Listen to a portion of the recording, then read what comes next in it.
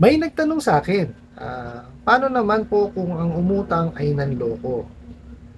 Nag-iwan ng ATM na di pala tama ang PIN code, makautang lang. May kasalutan naman, ayaw lang magbayad. Okay. Bago natin sagutin yan, no, alamin muna natin, pwede po ba na magsanla ng ATM?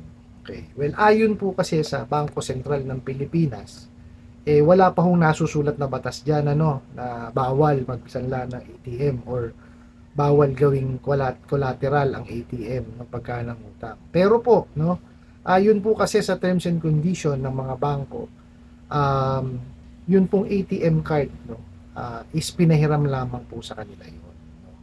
At binigyan po ng PIN para magamit nila yung ATM card. Hindi po siya po pwedeng i-share and non-transferable. So hindi nga po siya ipinagbabawal, pero delikado naman po siya. Kumbaga yung risk na magpautang ka using ATM card is medyo risky. Bakit? Kasi unang-una po pwede nilang i-declare ng lost yan, affidavit of loss lang po yan. Pupunta sa bangko, di ba? Tapos magdi-declare ng loss. So napalitan ng ATM card, hindi nyo na magagamit. So, paano kayo makakasingil? So, yun po yung kaakibat niyang risk. Ngayon, sagutin naman po natin yung inyong tanong, na nagbigay nga ng ATM card, mali naman yung PIN.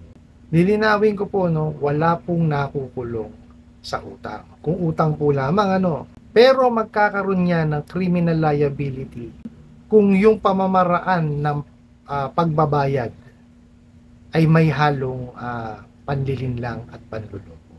Okay? Pero kung yung utang lang, wala akong kulong yun. Ngayon, pagka kayo ilolokohin na sa pagbabayad, ayun, may kulong yun.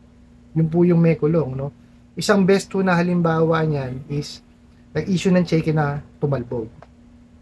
So, pwede ho yung kasuhan yun ng estafa. Bukod pa dun sa BP22. Ano po? Di kaya, nagbayad sa inyo ng peking pera.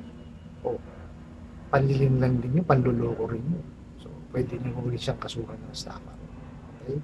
At, yung pong nagbigay sa inyo ng ATM na ang PIN ay mali, panlilin lang ho yan. So, pwede ho na siyang kasuhan ng estafa. Tsaka, isa pa hong halimbawa, nagbigay sa inyo ng ATM na peke. Ibig sabihin, tampered siya. Kasi may mga ganun tinatamper yung ATM. Hindi naman pala sa kanya ATM sa iba. So, wala naman talagang laman yun. So, yun yung mga halimbawa po na po pwede yung kasuhan ng estafa. Ano po? I hope nasagot ko po yung inyong katanungan. Nakatulong po itong ating munting video para makatulong po sa inyo. At sana po patuloy nyo pong suportahan itong aking mga videos na ina-upload. At sana po tulungan nyo rin po ako na maabot yung iba po nating mga kababayan na nangangailangan po ng gabay, regarding po sa utang, sa paniningil, o sa mga mapang-abusong ola po na yan. Makakamit lamang po natin ito kung inyo pong i-share at magla-like po ang ating video. At kunin ko na rin po itong opportunity na to na imbitahan kayo na mag-subscribe at mag-follow po sa aking mga social media accounts, tulad po ng YouTube, Facebook, at TikTok. Hanggang sa muli po, yun lang.